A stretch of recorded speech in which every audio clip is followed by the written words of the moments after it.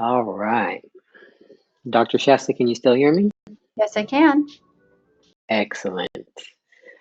So hello, everyone. We should be live now here with Dr. Medina and Dr. Shasta. Give us a thumbs up or a chat message if you can hear us so we know audio is good on your end. Excellent. Got a thumbs up. Thanks, Jane. Excellent. Another thumbs up. Great. Perfect. So we'll give another minute or two for any stragglers to sign on.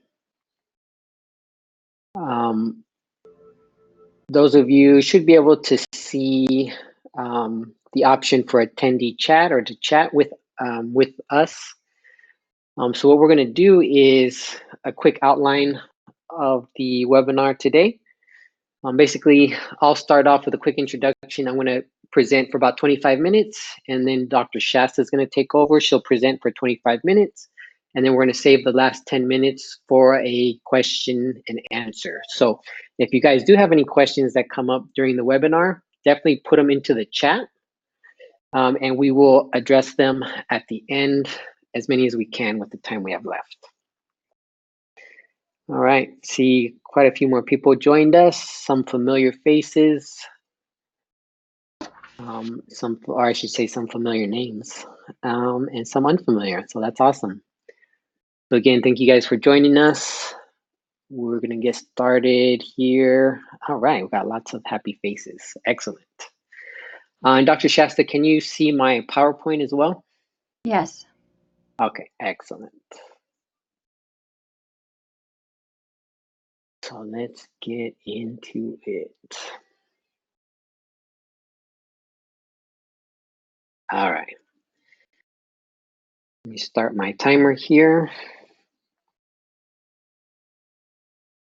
All right, so let's get started. Like I said, welcome to our webinar, Holistic Approach to Mental Health.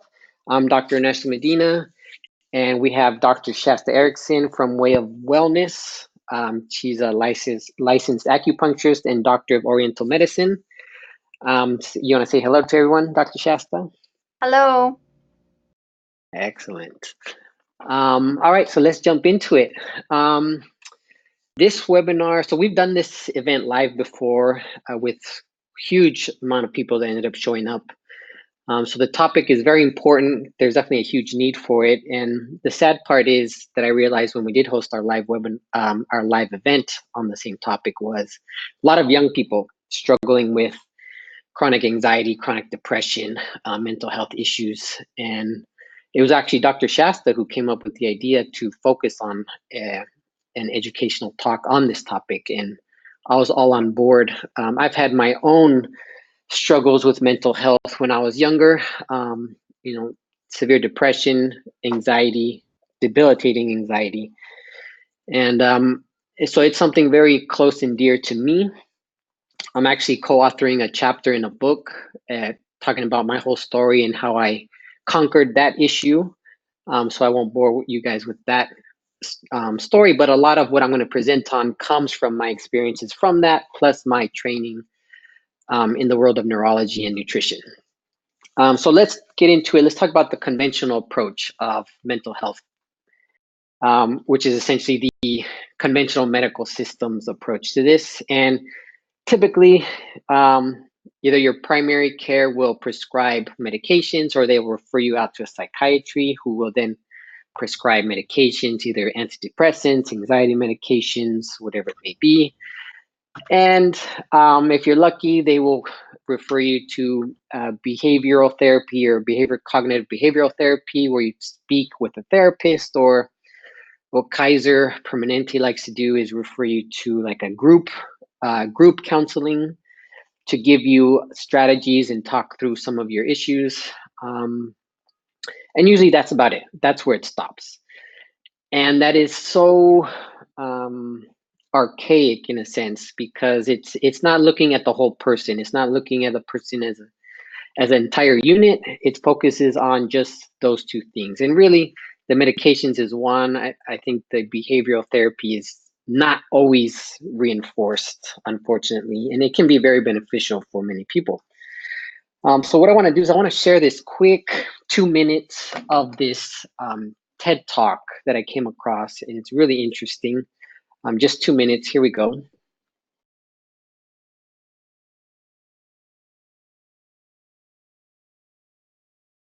Oops.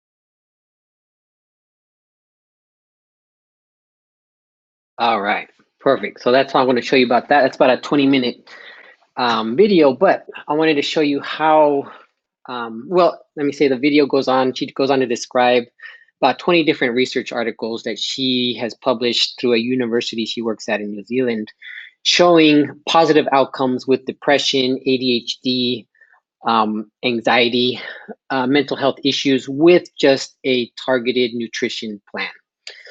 And you'll never guess, but this video was actually released it was done in 2014. 2014. We're now at the end of 2019, and not much has changed in the world of psychiatry, unfortunately. There's more and more publications coming out, kind of hinting to the fact that nutrition can have an effect, but really the standard of care is not gotten to that point. And so really those of us in this world have progressed onto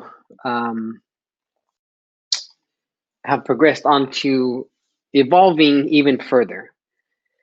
And so basically we have now this paradigm of those of us in the functional medicine integrative world of more risk factors, known modifiable risk factors outside of just nutrition. And so I'm going to present those here to you real quickly. So we have the micronutrient effect, which is essentially what she was talking about in that video, where targeted nutritional plans, optimizing vitamins and minerals and things like that. And it looks like we might have had an issue with some people viewing the video. So if that's an issue, definitely comment in the chat and I'll share that link. But a quick synopsis on that, it was basically a clinical psychologist out of New Zealand who was sharing her research on nutrition programs improving mental health issues. And so that's basically the micronutrient theory, which has been shown to be very beneficial. But we have also many other modifiable risk factors. We have blood sugar imbalances, both high and low blood sugar issues. We have sex hormones, estrogen, progesterone, testosterone. We have mold and mold toxicity being a contributor to anxiety and depression. We have thyroid issues that contribute, concussions and past head injuries, sometimes 5, 10, 15 years prior, gut health, and general inflammation. So we're going to go through each one of these briefly, because in reality, each one of these is a whole lecture in itself. And Dr. Shasta and I have talked about making future webinars on a few of these different topics for you all. So if you have a topic of interest, definitely send it in the chat and let us know. Dr. I don't yes. think anybody is able to see anything right now. It's just Anything black I know? on the screen. And some people say they can't hear. Now it's back on. It's back on now. Now it's back All right, on. let me see. Nothing. Yep. Okay, so you can see my PowerPoint now, right? Yes. Yep, now it works. Okay, and can everybody hear us now as well? Okay. All right, so I'll just present. If I go here, let me see. All right. And can people still see and hear? Now we can't see it. Can't see it, okay. All right, so I'll present from this here. This better for everyone? Yes. Okay. All right, so like I was saying, conventional approach revolves around psychiatric medications. I'll send the link to this TED Talk. I think the TED Talk kind of messed this up, but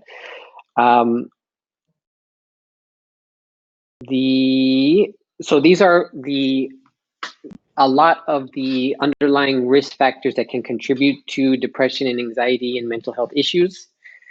Micronutrients falls under the nutritional paradigm, but we have lots of blood sugar issues. We have sex hormone issues, things like progesterone, estrogen, testosterone. Mold issues and mold toxicity can contribute to mental health issues. Undiagnosed or poorly managed thyroid issues, concussions and past head injuries, and these are head injuries sometimes 5, 10, or 15 years prior. Poor gut health, and systemic inflammation issues.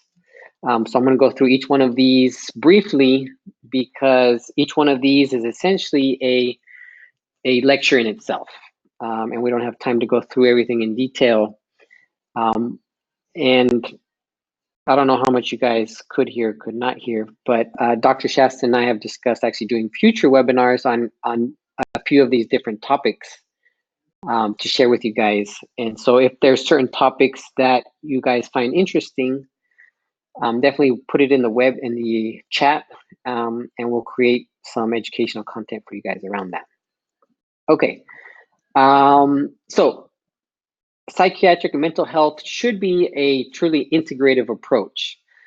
Yes, psychiatry and medication has its place. Cognitive behavioral therapy is definitely has a big place, but nutrition and targeted supplementation also has its place.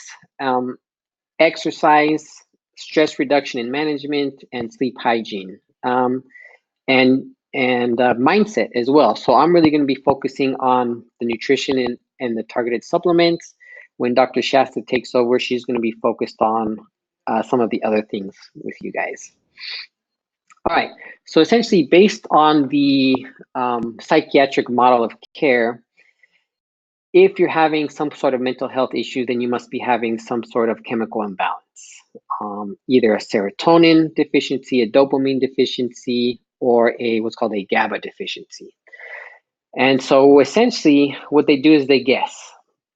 They guess as to which one it is, and it's basically trial and error. So you have your serotonin-based medications, or your things like Prozac and Lexapro, your dopamine-based medications like Wellbutrin, and then your GABA or your anxiety medications, which are things like Xanax or clonazepam, things like that. And they all work on different mechanisms, but essentially they don't know if it's going to work or not. It's trial and error. And so when we look at serotonin specifically, we have basic essential building blocks that we need to make our own serotonin. And if we lack those, then we're in trouble. And so if we look at the basic micronutrients, vitamins, minerals, things like that, that are needed for serotonin, we have iron, we have vitamin B6, we have magnesium, calcium, zinc, and healthy blood sugar levels. Now remember, healthy blood sugar means that we don't want too high or too low. And to be honest, the SAD diet, which stands for the Standard American Diet, really causes deficiencies in a lot of these nutrients, as well as poor blood sugar control. That's why so many people in the United States are either diabetic or pre-diabetic. And these basic building blocks convert into L-tryptophan and 5-HTP. So most of you have probably seen 5-HTP sold as a natural supplement at the stores. And it definitely can help, but you need to assess the basic building blocks first, right? Once you convert it to serotonin, serotonin converts into melatonin, your sleep hormone, but it needs B12 to do that.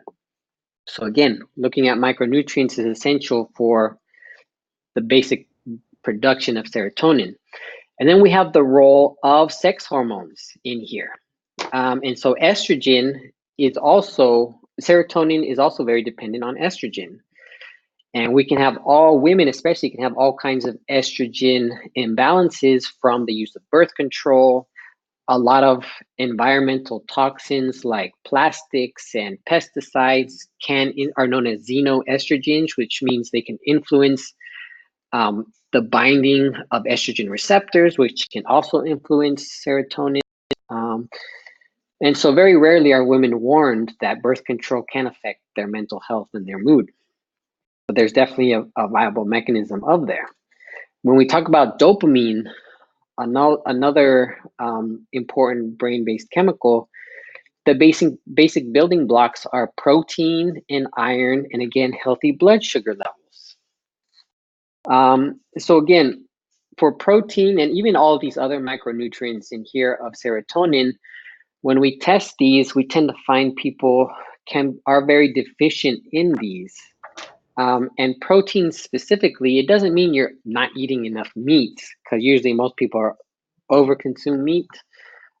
Chances are the food you are eating, your intestines are not absorbing.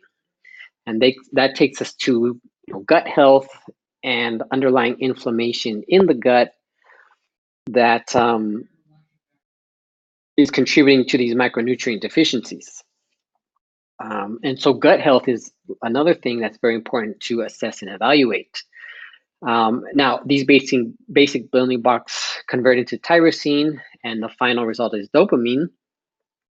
But for especially men, testosterone has a big influence in dopamine production and brain function. And so men, just like women go through menopause, men can go through andropause. And I've created a whole nother webinar based on male hormone health to discuss this topic, but something like andropause is not fixed with testosterone replacement. Okay, many times it makes it worse. So that's another important topic, and another world. Hormone health is a whole nother world to evaluate in regards to mental health as well. And then we have GABA. GABA is known as our inhibiting hormone, our rest and relaxation chemical in the brain. When we are stressed, when we are anxious, when we can't sleep because we have a restless mind, GABA is the chemical that helps balance that out and tame it. So in order to make GABA is actually made from glutamate, which is an excitatory chemical in the brain. When we get too much excitation, we naturally have to convert it into a relaxation chemical, GABA. But GABA production is dependent on healthy blood sugar levels. And so these in red down here, you can see these are some of the risk factors. If you have unhealthy blood sugar levels, you may crave sweets through the day. You may get sleepy after meals. If you experience the sensation of hangry when you miss a meal, you get shaky, lightheaded, jittery, when you're really hungry, signs of blood sugar issues, instability issues, or if you're coffee dependent, if you depend on coffee to function as well. But again, especially for women, progesterone is also a big driver of GABA. So there's some birth controls that are progesterone dominant. There's some birth controls that are estrogen dominant, that can influence mood and anxiety and depression. But women who go through menopause, the ovaries are responsible for primarily making progesterone, but when women go through menopause, the adrenal glands have to kick in and make up that difference. But many women have a terrible time going through menopause, and it's because their adrenal glands don't function well. So in red here, you have some of the risk factors of poor functioning adrenal glands. If you have chronic low blood pressure, if you crave salt instead of sweets, salty snacks and things like that, if you chronically have cold hands, cold feet, also the hangriness or the dizziness, and also being coffee dependent. Adrenal glands and blood sugar health go hand in hand. All right. So coming back to our risk factors for mental health issues, we talked about micronutrients, the basic building blocks. We talked about blood sugar. We talked about the role of sex hormones and birth control can have, and andropause for men. And we talked about the importance of gut health and underlying inflammation in the digestive tract that inhibits our ability to absorb the nutrients from the foods we are eating. So let's talk about the rest now. We have now thyroid. So again, thyroid is a lecture all in itself. And Dr. Shasta and I will probably do another webinar focused around female hormones and thyroid. But essentially, 1 in 8 women, it's estimated about 1 in 8 women has a thyroid problem. But 50% of women tend to go undiagnosed. So really that number, I would say, is something like 1 in 4. And there's a whole slew of reasons why so many women get undiagnosed. It's due in part to improper lab testing by most primary care doctors. And if you are lucky enough to get diagnosed, most women are improperly managed medically. And so, like I said, that's a whole nother topic of discussion. But most women do have hypothyroid or a low functioning thyroid. And 85 to 90% of hypothyroid cases are autoimmune based, meaning it's not really a thyroid specific problem, it's an immune problem affecting the thyroid. And so there you have listed at the bottom the most common signs and symptoms of thyroid issues. They're fatigue, chronic fatigue, depression and anxiety, stubborn weight gain that women cannot lose even when they're dieting, even when they're working out 6 days a week. And so that in itself can cause women to be depressed and antisocial when they can't lose weight. And then chronic constipation. And now we have the topic of concussion. So science is evolving really fast around concussion and concussion injury. But essentially what happens with a head injury is you get activation of your immune system in the brain, and the immune system in the brain is different than the immune system of the body. And so it has its own intricacies and issues. But essentially when you experience a head injury, and you don't have to hit your head, you don't have to lose consciousness to experience a concussion.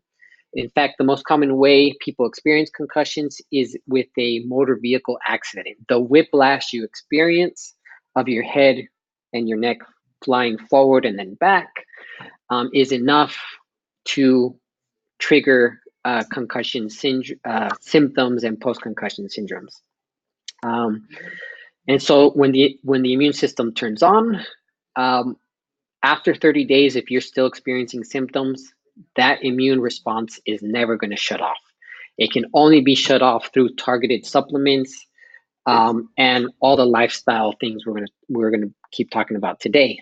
And this has also been implicated in PTSD, so post-traumatic stress disorder, which is another psychological mental health issue, stroke, Alzheimer's disease, chronic unresponsive depression, and autism as well. Now, PTSD, this same issue falls under those who experience maybe not physical, or I should say that experience both physical or emotional or psychological trauma. So latest research is showing that the same PTSD mechanism of neuroinflammation is activated also with emotional and psychological traumas, right? So that's why a truly integrative approach is so important. And now mold. Now mold is another whole nother topic.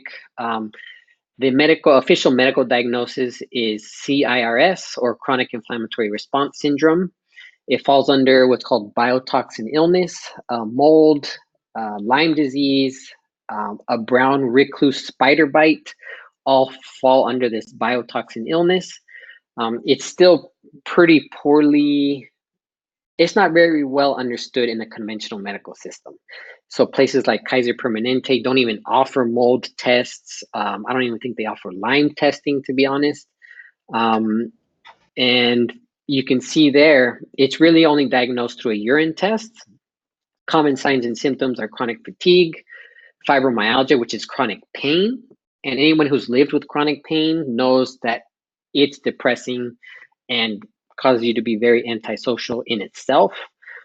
Anxiety caused by dysautonomia, which basically means your brain, your central nervous system loses its capacity to control heart rate and blood pressure.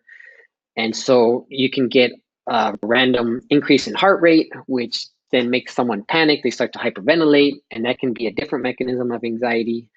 And that can be debilitating in itself.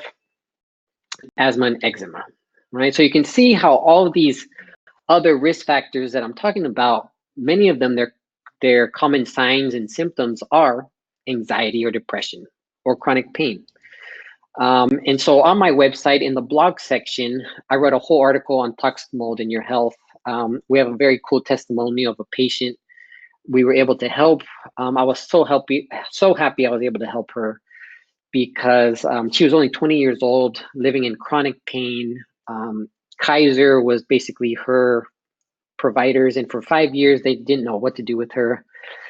We diagnosed it, and in 8 weeks, she was completely symptom-free and pain-free.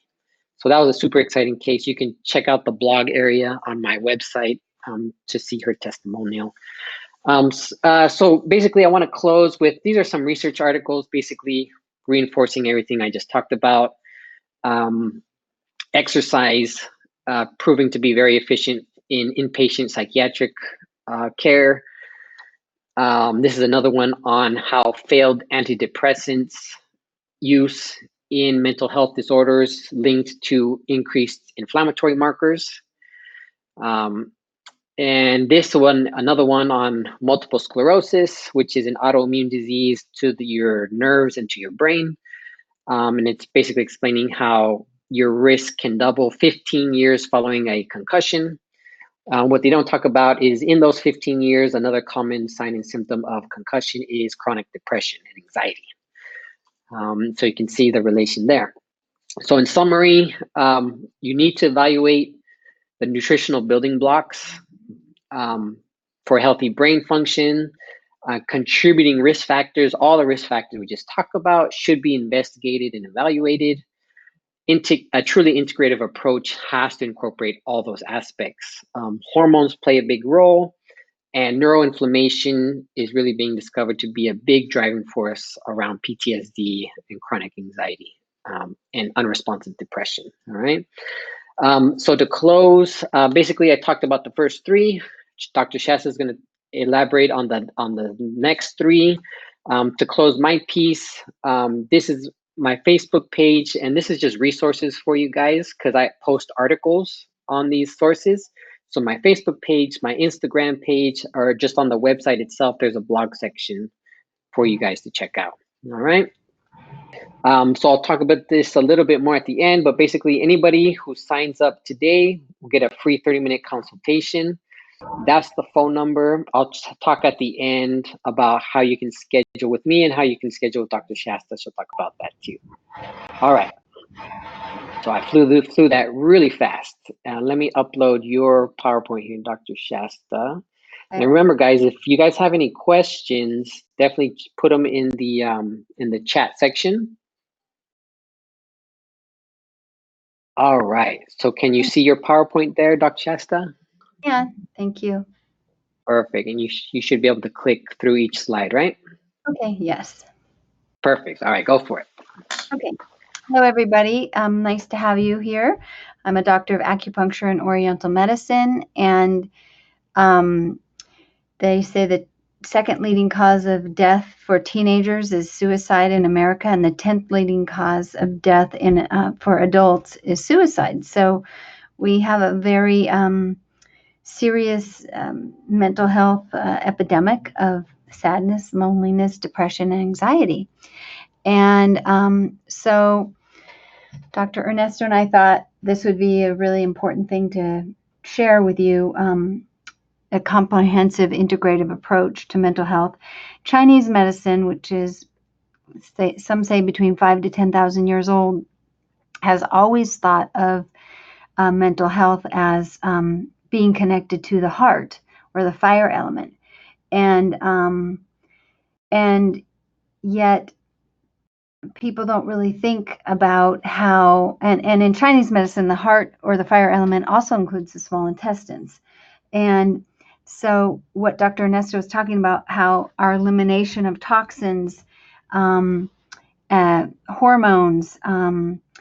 genetically modified foods, how all of those things in our intestines could affect our heart and then our spirit. So I'm going to be talking more about the thinking well and the actual, they say of everything, feeling like you have a purpose and feeling like you belong are actually two most important things to our heart or our spirit. And they found that the heart has a frequent vibration of over 500 times even more than the brain. And so the heart is like the soul of our whole body and being. So if I'm going to be sharing about how we can think well and we can belong well, practices we can do that can help make a more positive mindset, which actually in turn increase our immune system. So having a positive attitude and being more resilient, the studies show it's not about that we don't feel sad, but it's just how quickly can we recover. It's the resiliency, pleasure, and living a balanced, purposeful, and connected life. So all the older medicines have talked about the mind, body, and spirit. And Western medicine doesn't really look at the body like that. It looks at it like as a machine. We have today wellness is a $3.4 trillion industry as stress, depression, obesity, anxiety, and cardiovascular disease are rampant, with 70% of Americans overweight or obese and 20% suffering from mental illness, anxiety, depression, and bipolar. Additionally, 1 in 3 adults age 45 and older suffer from loneliness, which is as detrimental as smoking 15 cigarettes a day. Adults who feel socially isolated have a 50% greater risk of dying from any cause within a certain time than those who feel socially connected.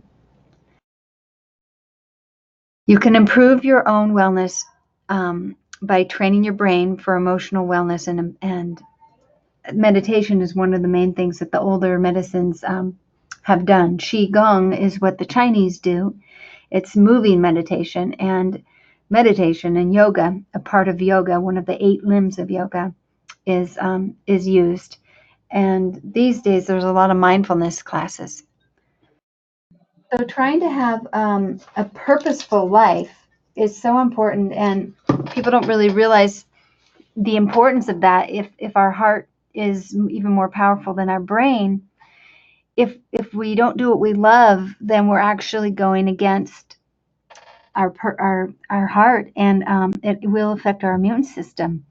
So in older cultures, including American Indians, they always felt like the fruit of living a good life was having a right livelihood would then make a very well-lived life.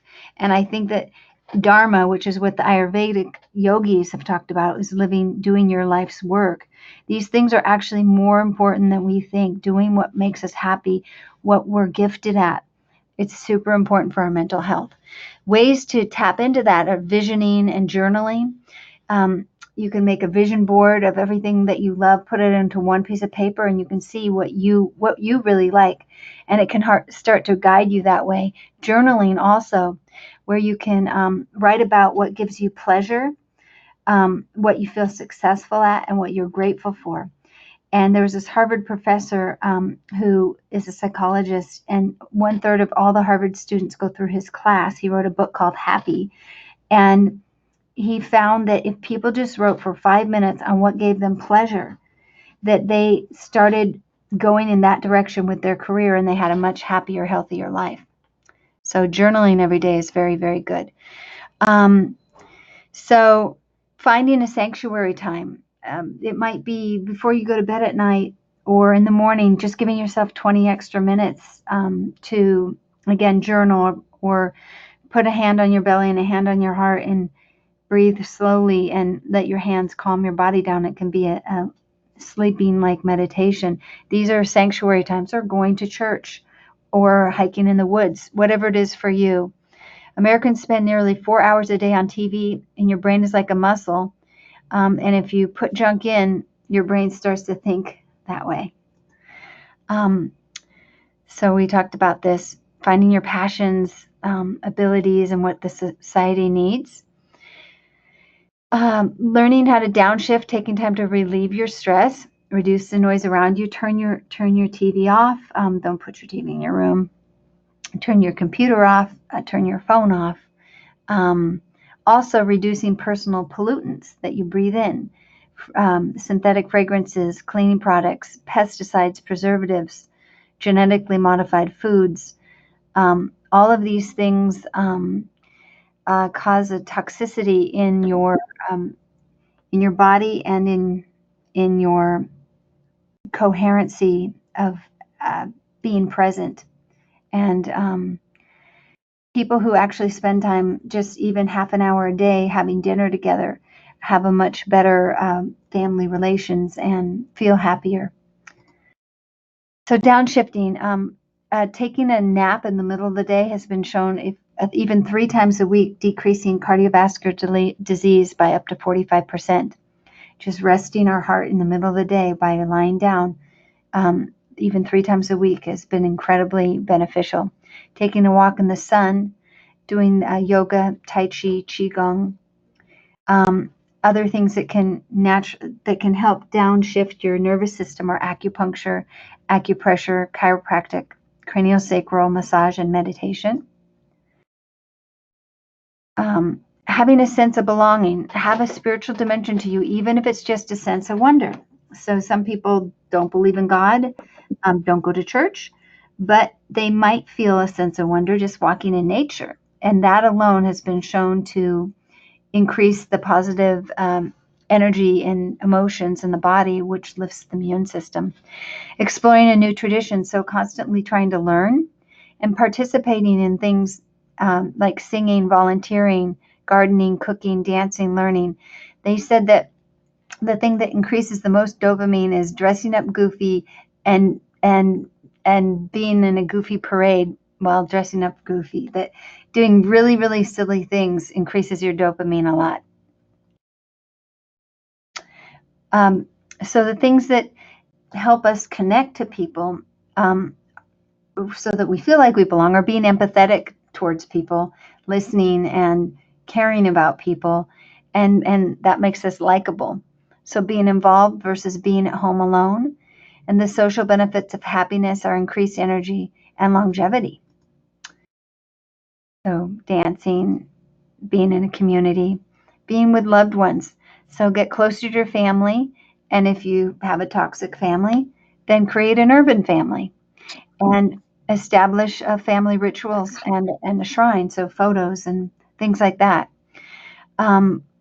We are social creatures. The greater number of people we surround ourselves with, the greater number of health relevant behaviors. So there's a study that shows that people who hang out with people overweight become overweight.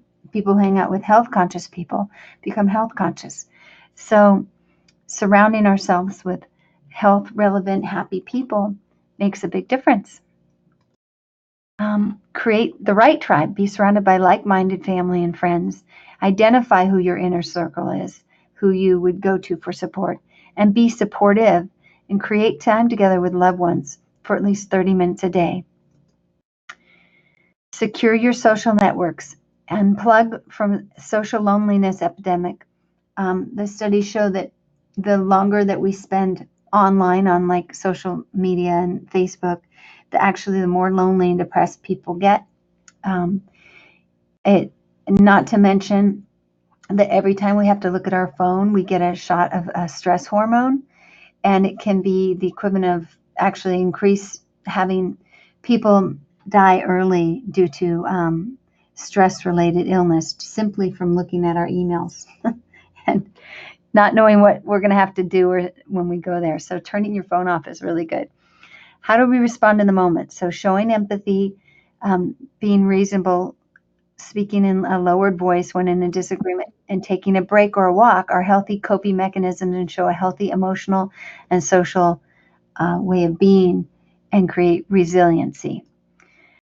So I just saw an amazing movie called Heal last weekend, and it had the most incredible new thinkers of our time for mind-body connection, like Deepak Chopra, Anita Moorjani, Marianne Williamson, Dr. Bruce Lipton, Dr. Joe Dispenza.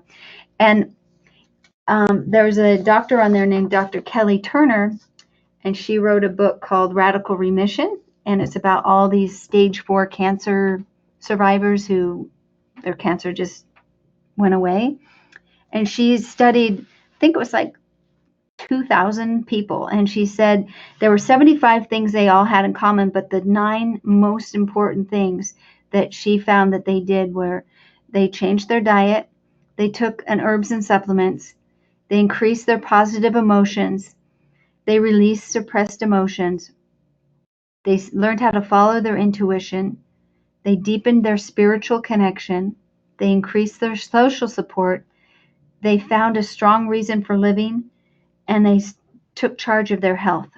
Those were the 9 main things she saw of these people who were healed from stage 4 cancer.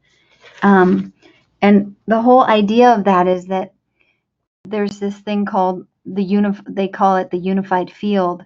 The field is the source of well-being, and it's like a magnetic field.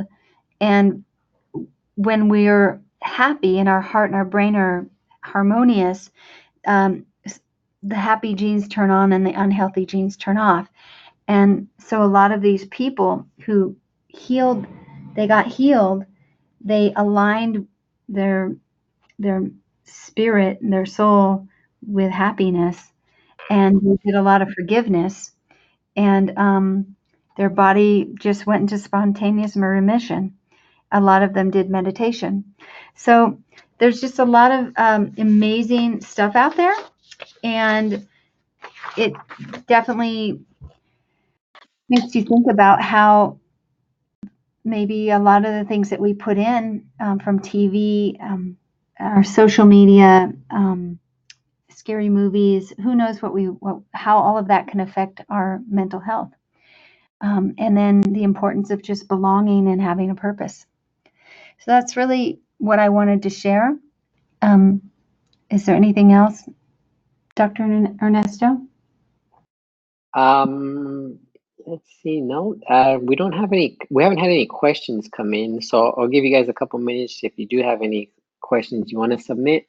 I found it interesting, and I wanted to bring this up because when we did our live event on the same topic a couple months ago, one of the young people that attended said, well, that they felt community in the social media world. They felt like they could build relationships and community in that social media world. And can you build on that? Because really, it's not real community. Yeah, I think that there is exchange, energetic exchange when we talk, when we see somebody. There's an energetic exchange. As a matter of fact, the body, the brain, if we see somebody who's hungry and starving on the street, something in our own brain triggers what that must feel like, and we generate empathy.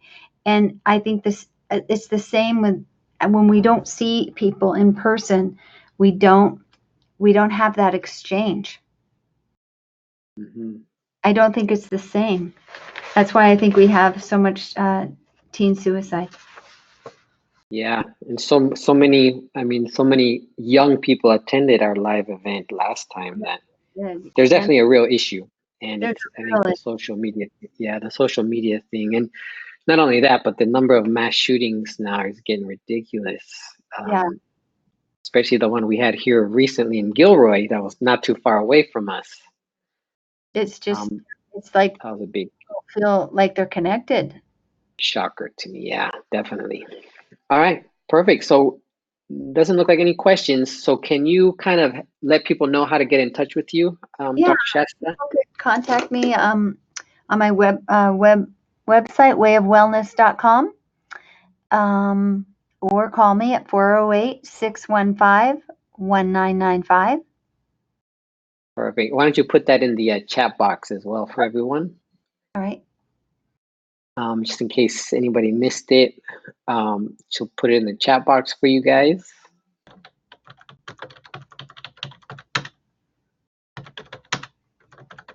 And then so you guys can see how very different both my topic and then Dr. Shasta's were, but in reality, both of those worlds need to be combined together for optimal outcomes, because those mindset and meditation and all those things aren't always easy things to measure in a clinical setting. And so working with someone who reminds you to do that, or if you don't know how to do it, teaches you how to meditate and deep breathe, or yoga can be kind of an avenue to get into those things, because you also teach yoga as well, right, Dr. Shasta? I have yoga videos for free on my website, and I am going to start doing some teaching. Excellent. Yeah. And so both of these worlds, both of these paradigms mesh together perfectly. And really, I think to achieve true healing, you kind of have to address all aspects, because you don't know which ones are going to be most beneficial to you, and which ones maybe not. Perfect. Yeah, it's limited So, to just yeah. do one of them. Mm-hmm. Right. And like I said, the conventional medical world isn't catching on to this. They're catching on slowly, but it'll be decades before they really truly integrate all these things in a psychiatric type of setting. All right, awesome. So we're finishing a little early, so you guys can go enjoy dinner. What I'm going to do for you guys to get in touch with me, um, I'll put my website in the chat box. It's pretty easy, sjcairo.com. That's my website. But for those of you who want to take advantage of the free consultation offer, as soon as I end the webinar, you guys are going to be rerouted to my digital calendar. And you guys can book your free consultation appointments right on that digital calendar. I have a few hours open this Friday, Saturday morning, and then Monday. And if none of those work and you're still interested, send us a call or an email, and we can find out another time slot for you there. Okay. And Dr. Shasta will also be offering a free consultation as well. Anything else you want to add, Dr. Shasta? No, thank you very much. Awesome. Thank you everyone for joining us. I hope you guys got some value out of this webinar. Again, if you guys have other topics of interest, definitely let us know, reach out to us. And all right, thank you, Dr. Shasta, for getting together with me and doing this. Thank And you. I will close out, and you guys who want to schedule your consultations with me, hold on, well, not on the line, just stay logged in for a minute. All right.